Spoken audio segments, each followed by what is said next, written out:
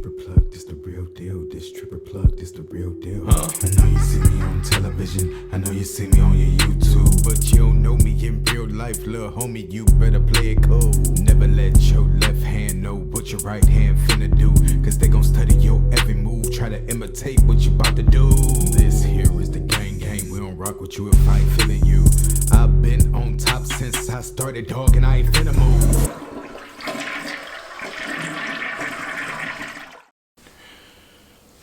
My dad was Dwyane Wade.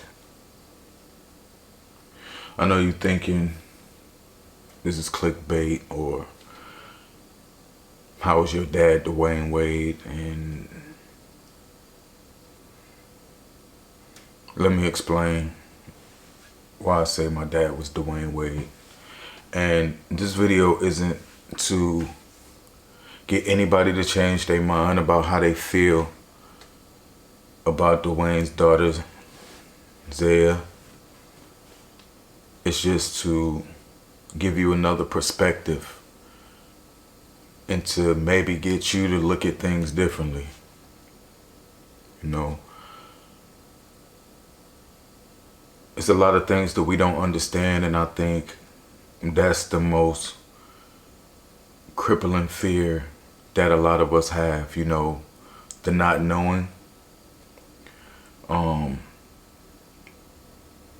the lack of compassion, the lack of understanding, and everybody just, oh, this is the way it should be.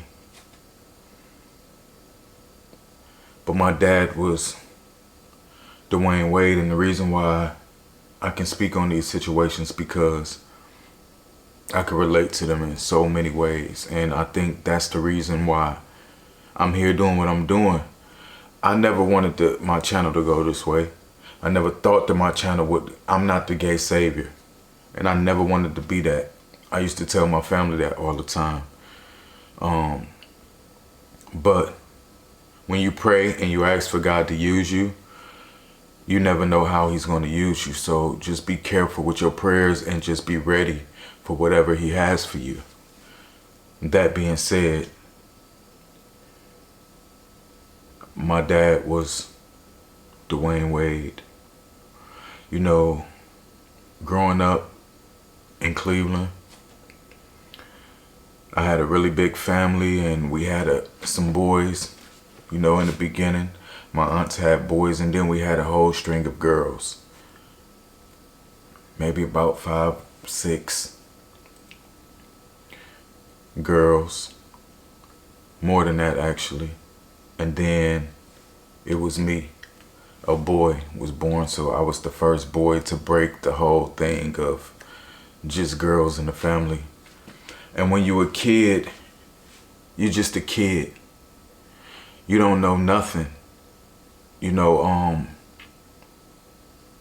I used to want to sing and dance, and I was an artistic kid, and it's important for you to know who your child is. You know, every child can't be raised the same way. Now, you can have your morals and your values and things that you know, do in your household that every kid does, but every kid is differently, you know, and it's important for you to know your child and know what you need to provide for them emotionally, mentally. You know, some kids, you can tell them, don't do that no more, and they'll get it, they'll never do it again. But some kids, you gotta put them on punishment, maybe, you know, do something like that. Some of y'all might spank your kids or whatever, however you choose to raise your kid, but a kid doesn't know who they are. They just being. They don't know when they doing something wrong until somebody says, no, don't do that.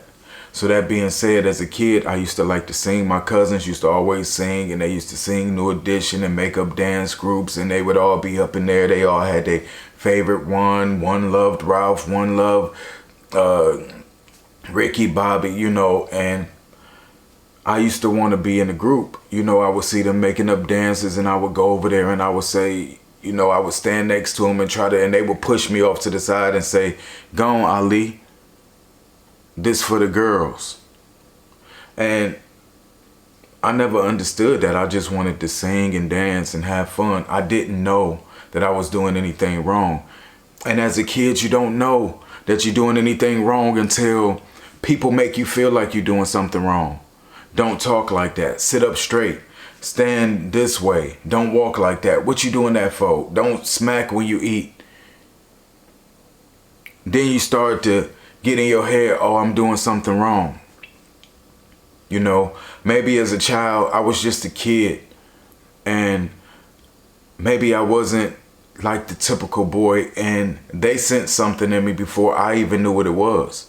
I didn't know nothing about being gay or sex with a man or anything like that. My family pent that in me before I even knew anything. I was just a regular kid. So when people start saying, no, this is for girls, you can't do this, and that's when you start feeling, oh, for girls, okay, so I'm not supposed to be doing this.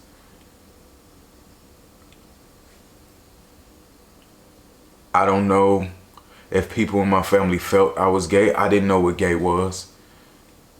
I was just being me. A regular kid.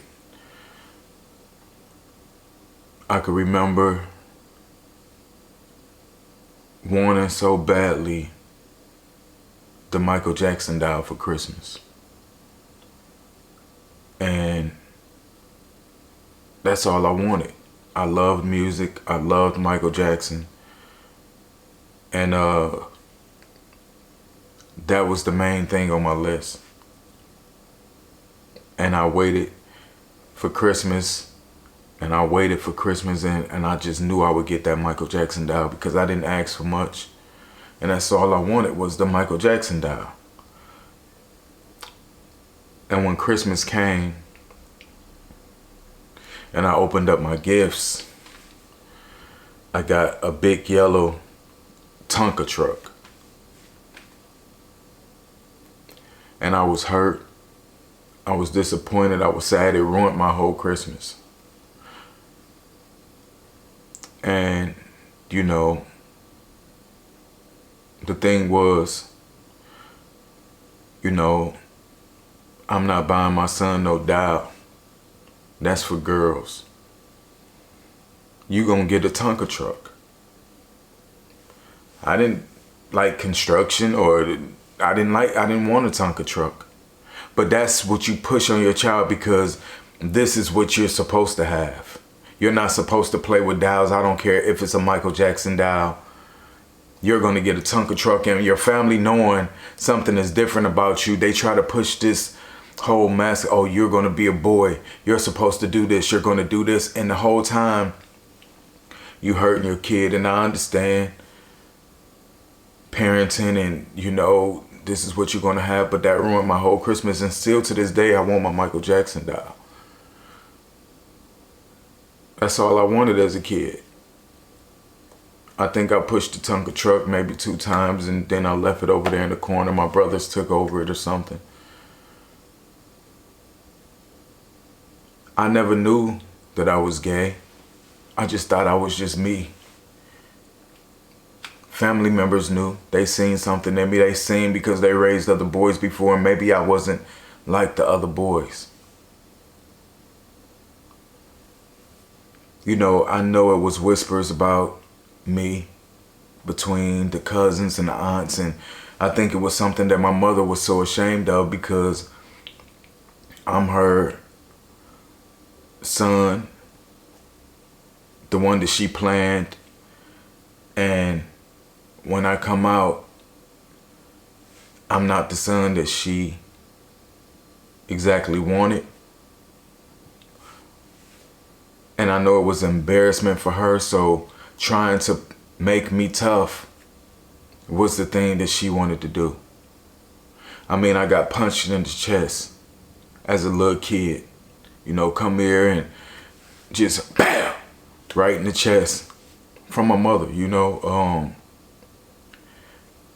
I'm gonna make him tough. He's a boy. You know, knock the wind out of you, stop crying and, you know, get up. Man up. It's what you tell a little kid because you want him to be tough. You want him to be a man, and he's a boy.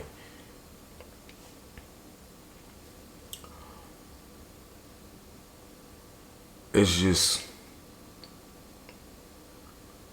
is that good parenting? I don't know, but my dad was Dwyane Wade. You know,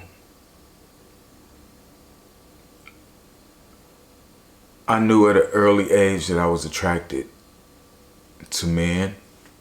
It wasn't a sexual thing. It was just, see, this is the thing. When you're a boy, nobody got to teach you how to be a boy. You like to play with toys. You like boy things. You play them rough. And when you're a girl, you just like girly things. You know, for most cases. Sometimes you have tomboys and you know, vice versa. But for the most part, you don't have to tell a boy to play with G.I. Joes or He-Man or not. I'm showing my age now. Whatever toys they got nowadays. You know, when he goes to the store, that's what he wants to pick out. When the girl goes to the store as a little girl, she goes and she picks out girl things. She want a Barbie. She want, you know, whatever the girl things are. She want pretty bows and ribbons and things like that. You don't have to tell a kid what sex they are, but when you wake up and you feel like you're not this, I can understand. Even though I'm not a transgender person. You know, I've always wanted to be a boy. But I can imagine how it feels for Zed to wake up as a boy every day and only be attracted to girl things. To not want to play with football and baseball and basketball and things like that with her brothers. You know, when they wrestling and things, it's too rough for her. You know, she'd rather sit in there with her mom, watching her do nails and do things like that. She don't know that she's doing anything wrong. She's just being who she is.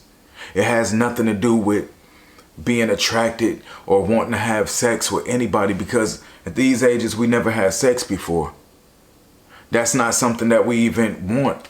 This is before I had sex. And the reason why I commend somebody like Dwyane Wade is because many fathers are embarrassed of their child and they will try to make you be a boy at all costs. You gonna play football. You might want to be a ballerina or something like that, or bake or whatever. No, you gonna play football. And then you go around these environments and you feminine and boys pick on you. And then you open yourself up for predators because other people can sense it. They know that you different than the other boys. They know that you are maybe softer or you just not the same. And then predators are around. People that want to take advantage of you and molest you and things like that because they know that you might be into that thing. And they, you know, bring sex and things like that into your life way before it's time. If you don't have the right family and the right people around you supporting you and showering you with love, this is what happens. You know, making her wear boys' clothes and buying her all these things, and everybody on Christmas getting the clothes and the toys they want, and she don't get nothing that she wants. She get what you want her to have. Because I'm the daddy and I'm your mama and you a boy. So you gonna wear these boots, these Timberlands, and you gonna do this, and then you make your child feel small and closed in, and they don't feel like they have no place to go, nobody to talk to, nobody who loves them, and nobody who understands them. But my dad was Dwyane Wade, and I'm gonna tell you why my dad was Dwyane Wade. When I got older, a little older, but I was still young, and I'm sure my life growing up in the hood and being around the environment that I was is kind of like escalated, and you know, it wasn't a childhood that I feel like I should have had. It was times that I would get in trouble for messing around with other guys. And a lot of times it was predators because they were older than me and they was taking advantage of me because they seen that I was different, that I wasn't like the regular boy. You know, and I know a lot of y'all thinking, well, you so tough and masculine now. I would explain to you how all of this came about. Like I said, when you're a kid, you're just a kid. This is before any influence of the street, anything. You know, maybe around 6 or 7. I was over my dad's house for the weekend because him and my mother wasn't together. And he was married to another woman, my stepmom at the time. And I would go over there for the weekends, and I loved going over my dad's house. And excuse me if I'm dragging it on, but I'm really trying to get y'all to understand, and you know, might get a little emotional. But I would go over his house for the weekends, and a lot of times he was working and doing things like that. And the next door neighbor, I would play with him sometimes outside. Whenever he would come out, he didn't come out much. And I think his parents kept him in for a reason. Maybe they knew he was gay, or a lot of times people was embarrassed by their kids and who they was. They kept you hidden and things like that. But this day he came out and played. And we was playing, and we was outside for a couple hours, and I ended up on his porch. And he was a couple years older than me. And we on the porch, and we fondling each other on the porch. I remember him touching me. And this wasn't a grown man. I was maybe 6 or 7. He was probably 8 or 9. And we touching each other on the porch. And I knew it wasn't right, but it felt like I was exploring my sexuality, or it felt good, you know. His mom comes out and busts us. And she say, "What y'all doing?" And we jump, you know. We kids, we scared, you know. She tells him, "Go in the house." And she told me, you know, "I think you need to go back over next door. Go home." And I go home, and I'm scared, you know, and she tells my stepmother what happens. And my stepmother confronted me. She said, "You know, what was y'all doing?" And you know, a kid, I say nothing. Like, we was just playing. She was like, "You know, well, I'm telling your dad when he gets home from work." She told me to go down in the basement where we used to hang out, and you know, I was just terrified of my dad finding out. My dad was a ladies' man. He loved women. He was a boxer. He was a great man, but my dad was the type of person that I just wanted to please. I just wanted to make him so happy. So disappointing my father was like the biggest fear.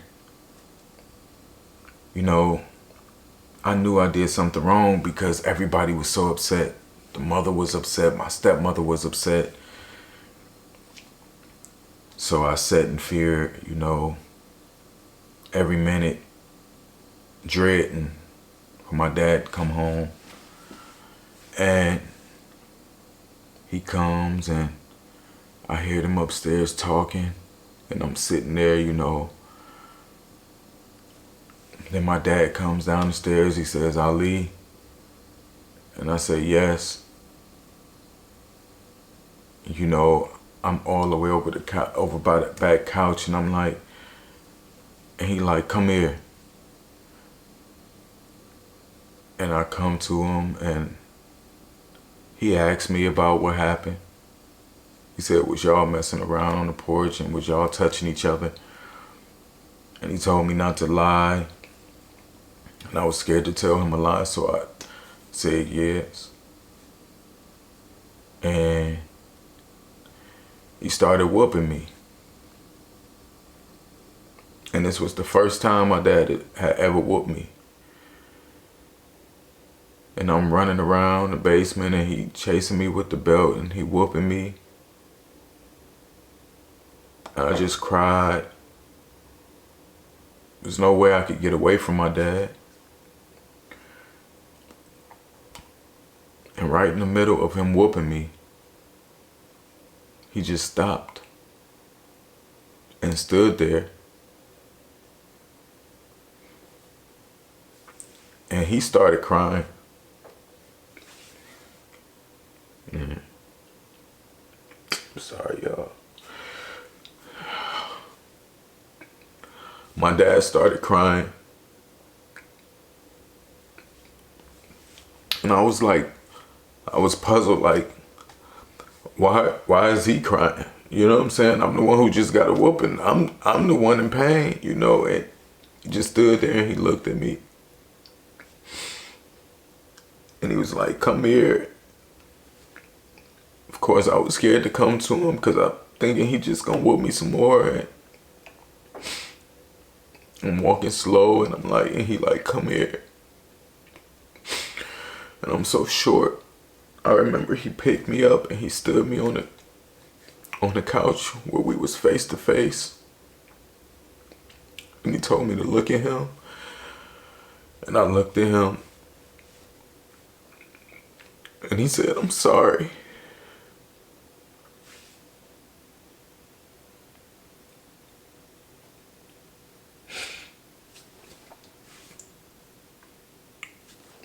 He said, I'm sorry.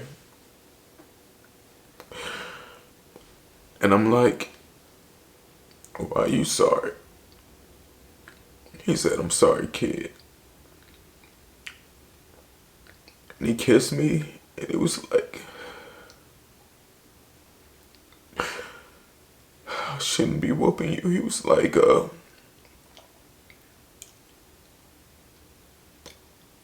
just too young to have that type of interaction with anybody. He said, don't do that. Like, you're too young to be thinking about sex or anything like that. And he said,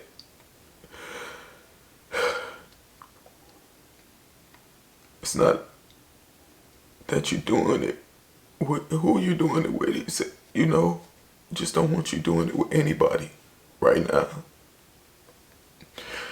And I really didn't understand at the time. You know, what was happening there, man.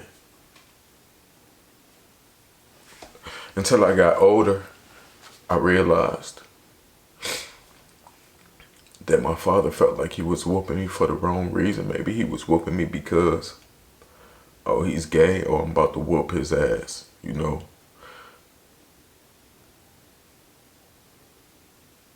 You know, kind of like whoop the gay out of you, or I don't know. You know, I think they were upset what happened. I think he realized, you know, I just don't want him. He's too young to be doing this, period. And that's what I need to tell him. But it didn't take me to beat him around the basement for him to get that. I never seen my dad cry. That was the only time I ever seen my dad cry. That was the only time he ever whooped me. You know, since that day, and I think my dad knew too that something was different with me. But like I say, I grew up mostly with my mom, and it was like one of them situations whenever she would let him see me. So it was only so much he could do.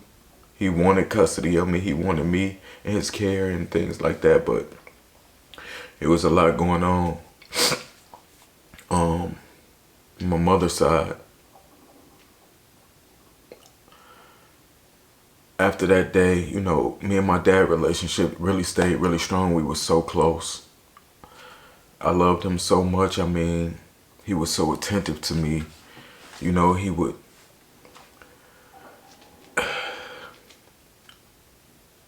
my dad started taking me to the boxing gym. And as a grown man, I realized why. It wasn't that he didn't want me to be gay. He knew that it would be hard for me. And my dad, it's like, if my son is going to be gay, he's going to be tough. He's going to know how to fight. Because if anybody calls him out his name or things like that, he needs to be able to handle himself. My dad started taking me to the boxing gym with him every day. I loved boxing because I loved being able to have that quality time with my dad. It was just me and him in the gym, and I would watch him spar, and I would jump rope and box and throw jabs, and we would work out together, and it was just me and my dad. And it taught me discipline. It taught me how to fight, how not to be angered easily. I was just a regular kid until I moved into the projects. When I moved into the projects, that's when the thug got in me. For some of y'all who don't know what the projects is, it's lower income housing.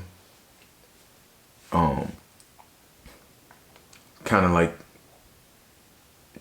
jails without the bars, row houses, brick walls, and just crazy. The craziest crazy drugs and pimping and hoeing, everything is in the projects. That's when I had to fight. And that's when my innocence was taken away. I remember not really ever having to fight before then. It was some kids in the neighborhood that would pick on me and chase me home, and in the beginning I used to run. And I would try to avoid them, and I'd go a different way or walk this way. Even though I was going to the boxing gym and I knew how to punch and throw a jab, and I didn't know how good I could fight. Until one day, one of the boys caught me. And I was about to run, and my mother, she came out. And she said, "Ali, if you run, I'ma fuck you up." You know what I'm saying? That was her words. She was like, "You better stand there and you better beat his ass." And I was scared of my mom. So I stood there and we standing face to face. And he like, "What? Swing, what you gonna do?" And I did, and I beat the boy down. It was just like this person that I was so scared of for so long couldn't beat me. And it gave me confidence. Like, okay, maybe I am tougher than I think I am. Here it is. I've been scared, and this boy literally can't do nothing with me. So I decided to stop being scared. I decided to stop running. And I started to face all my challenges head on. If anybody wanted to fight me, let's do it. Win, lose, or draw, I'm going to take it. Growing up in the projects was crazy. It took my innocence away. But I was still a gay kid. Even though I wasn't having sex or didn't have any sexual partners. Deep down inside, I knew I was still gay. And I think the fact that I could fight eased my mother, because if he's fighting in street, that would take away people's ideal of him being gay, because he too tough. So when I knew that was the thing that my mother liked, I did more of it. Oh, let me be the hardest I can be. Oh, I'm a fight all the time. I'm gonna beat all these niggas' ass. Because that distracts people from the fact that he's gay.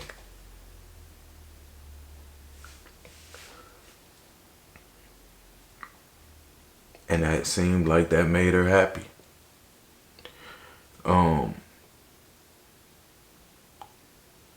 but I still got in trouble for doing sexual things with other boys or people taking advantage of me. Now, this situation was a close family friend, way older than me. I was, maybe about 8, 9. This person had to be a teenager, 13, 14. And like I say, people sense things in you, especially when they're close to you or close to your family.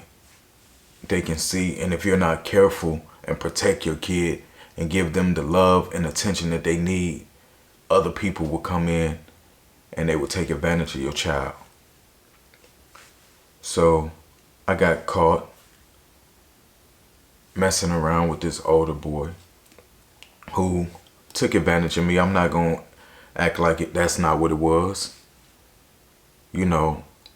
You see a little boy that you think is gay and you like, oh yeah, I'm going to get him to give me head or mess around with him or something like that. And that's what it was.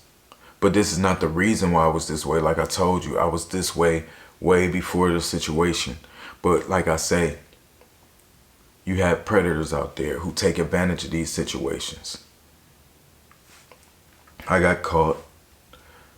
And again, my mother was pissed. Because my mother is the rough one, the tough, the thug. And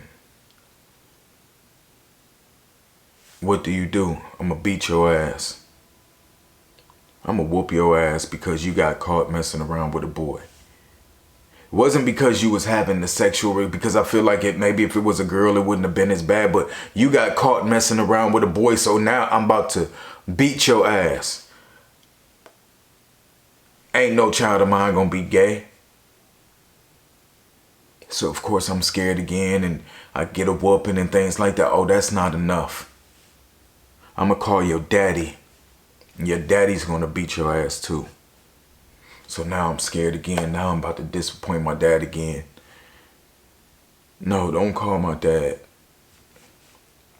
But my dad was Dwyane Wade. She called him and sent me up to my room, and again I'm waiting, and I know he's going to be disappointed. We done already went through this, and he told me that I shouldn't be having no sexual relations with nobody. I wait, my dad comes, and I can hear him at the door, and I'm scared. And my mother, yeah, you better go get him, beat his ass before I kill him. He fucking around and messing around with this boy. You need to handle this. My dad has a belt around his neck. He comes upstairs, comes in my room, and I'm sitting there and I'm looking down. And I'm so disappointed I can't even look up at my dad. And he says, Ali, look at me. And I reluctantly lifted my head up. And I'm looking at my dad and I'm sitting down and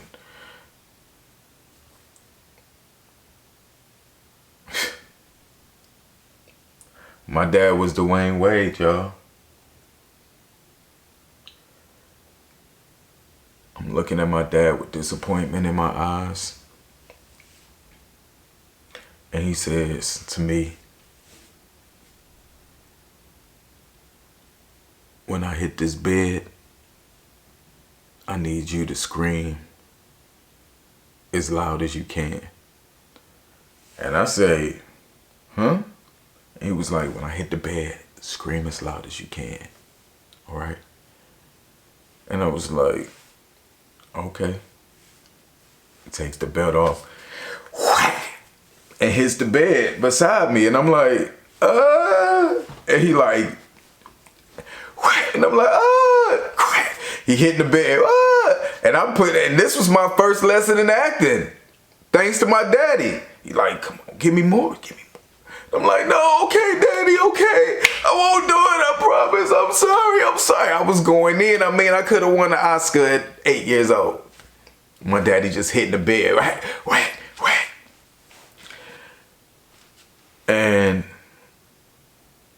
after our performance of a lifetime in the bedroom for my mother, he says, pack your bag up, we're coming over my house for the weekend.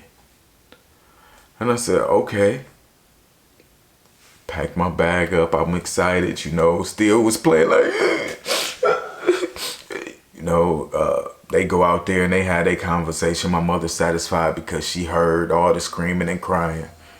And he said, I need to spend some time with him. He gonna come with me. And I'm really talking. She like, yeah, handle that. You need to make sure this boy don't, be gay or whatever. So, I go to my dad's house for the weekend, and my dad was Dwyane Wade, man, His girlfriend at the time was in the car. And when I got in the car, this was the first time I knew that they knew for sure that I was gay. And still at the time, I really didn't know what gay was. I just knew that whatever I was doing wasn't right. Because I keep getting whoopings. My mother's so mad.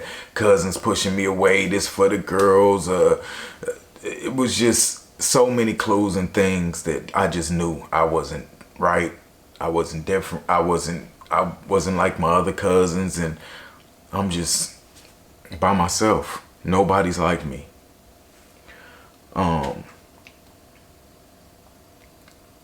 When I get in the car, his girlfriend said, hey, and I'm like, hey, and she like, what happened? I guess he didn't already told her what he was coming over there for.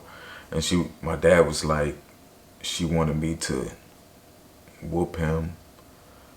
And she was like, what? She wants you to whoop him for, and then she started to say the word, and then she did her hand like this for being. And I remember looking at her hand do that. And it was the first time I assumed that this meant gay. And my dad looked at her and he was like, we're going to talk about it when we get home. And she was like, okay, and turned around. I guess she didn't want to say the word gay in front of me, so she used that hand gesture to him, and he shut it down. It was like, my dad never talked to me again about that situation. He never ever whooped me again. That was the only whooping I ever got from my father. My dad passed when I was 11 years old. So he was taken away from me, and the only man that ever loved me unconditional, and the only person who has ever loved me right, was taken away from me.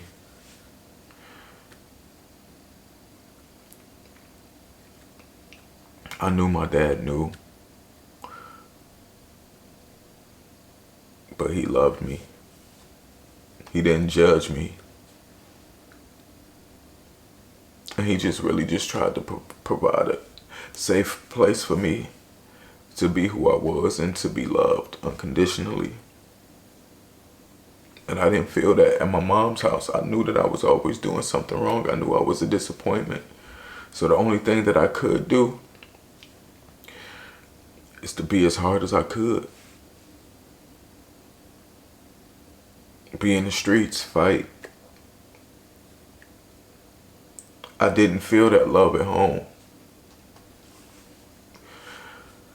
I always knew that there was something about me that disappointed my mother. So I became a runaway kid. And I ended up being on the streets, opening myself up to all types of predators to take advantage of me. And these are the people who don't know you, don't love you, so they're not going to handle you with soft gloves like your family members would, and things like that. And this is why I just feel like it's important to allow your child. Kids ain't dumb like people think they are. Like I say, when you're a boy, you just a boy, you know you are. But when you wake up and you feel like something is different, you're not right, and people try to force something onto you just because you the parent and you know what's right, Then a lot of times parents feel like it's their fault, or we could change this, or we can influence this. You cannot. Yes, children change their mind all the time, but sexuality and who you are is not as simple as changing your favorite color. Or I like blue, tomorrow my favorite color is red. Or, I don't like that. This is who you are.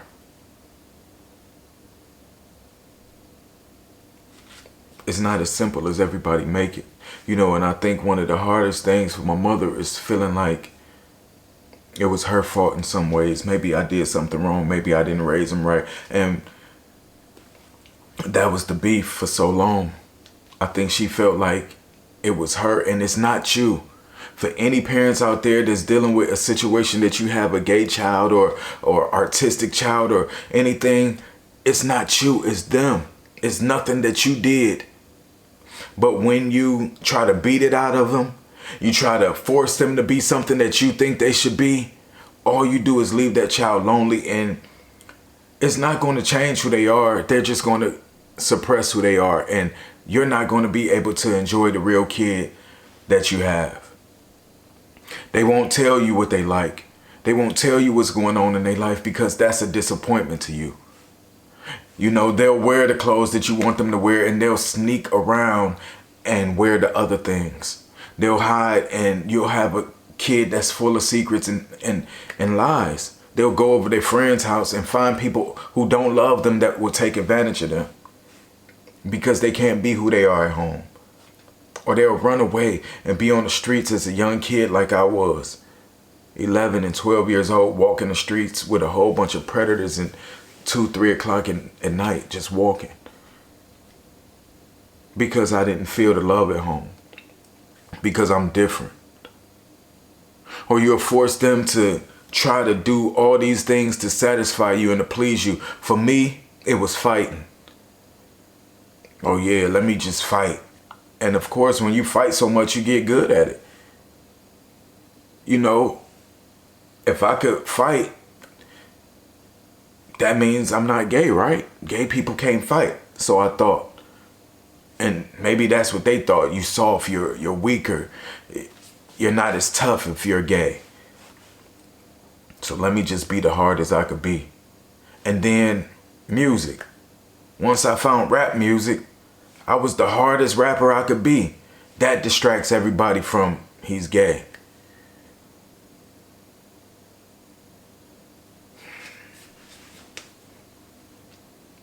My dad was Dwyane Wade, man. He loved me. He supported me. He wasn't ashamed or embarrassed by me. My dad used to tell me all the time, come sit with me. And I'd sit next to him and we'd watch the Cosby Show, or he would play footsies with me under the table and joke around with me, and he loved me the way I needed to be loved. Every child is different. You can't treat this child the same way you treat this child. This child may be more sensitive than this one. So you can't just be like, oh, that's how I am. Oh, yeah, Give your child what they need. Nurture your child. And some of y'all out here so worried about somebody else's kid,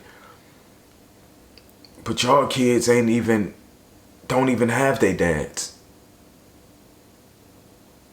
And just because the kids live with Dwyane Wade. So what does that tell you? When a mother don't have custody of their kids, that says a lot to me. Because naturally, the kids are with the mother in most cases. But the simple fact that they don't live with their mom and Dwyane Wade is raising them kids, and it has nothing to do with him being a sports star, it has nothing to do with that. I'm better fit for you than your mother is, so I'm going to raise them. Their mother might not be everything that everybody, and just because she's your mother don't mean that she makes the best decisions for you. Like I said, In a lot of cases, it's the fathers that,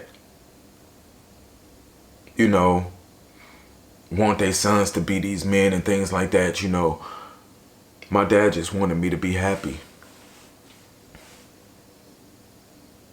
He wanted me to be healthy and happy.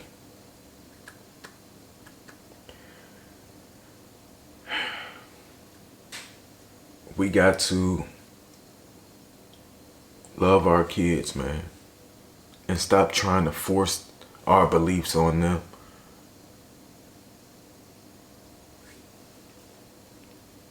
Like I said, I don't know what it feels like to be a transgender, to wake up and feel like I'm in the wrong body. All the clothes that they buying you. That's like you as a man, being a straight man, and everybody buying you dresses. You wake up and you go to your drawer and you have bras and panties and somebody telling you put these on. And you like, I don't wear bras and panties, I'm a man. No. You're a girl, like, put these on. Or you're a female and you need a bra or you need some panties. And somebody telling you, here, put these boxers on and this wife beater and these Jordans and these boots, and you walking around and you like, no, I'm a girl. Like, you know, you need feminine things. No, you don't need no pads. You a girl. Get out of here. Every day. Or you know, want a haircut, but they giving you a perm and curling your hair. Can you imagine how that feels? And you don't have to be a grown man or anything to be in that situation.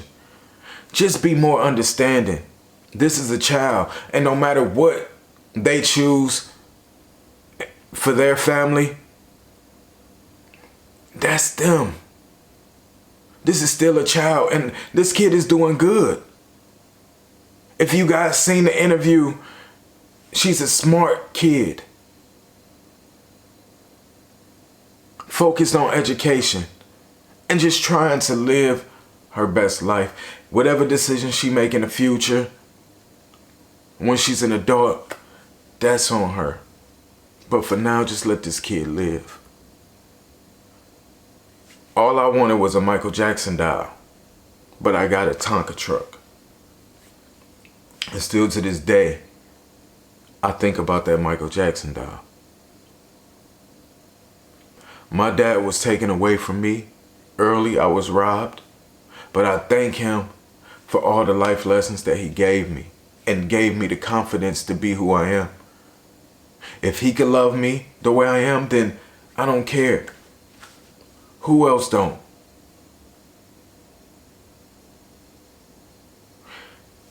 It's not you. They are their own person. You brought them into the world for them to do the work that they're supposed to do. Stop trying to play your kids like they dumb and you can't drive a car. These kids are intelligent nowadays.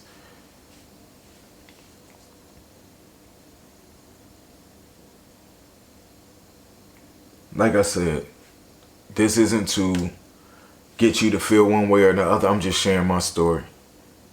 You know, if you're new to the channel, please consider subscribing. You know, I pour my heart out on this camera every day, and everything I say comes from the heart. I might joke, I might laugh, and I want to make y'all smile because there's so much craziness going in the world. And if you could turn on Tripp Plug for a minute and get a laugh, that's what I want to do. Some of y'all don't like to laugh. Some of y'all don't want to be happy. I get it. This ain't the channel for you. But if you want to have real in-depth conversations about real life and you want the truth, I'm going to spark those conversations for you. Holla at your favorite cousin, man. You know, thank you for watching. I love you and I hope you be in prayer, and I'm out.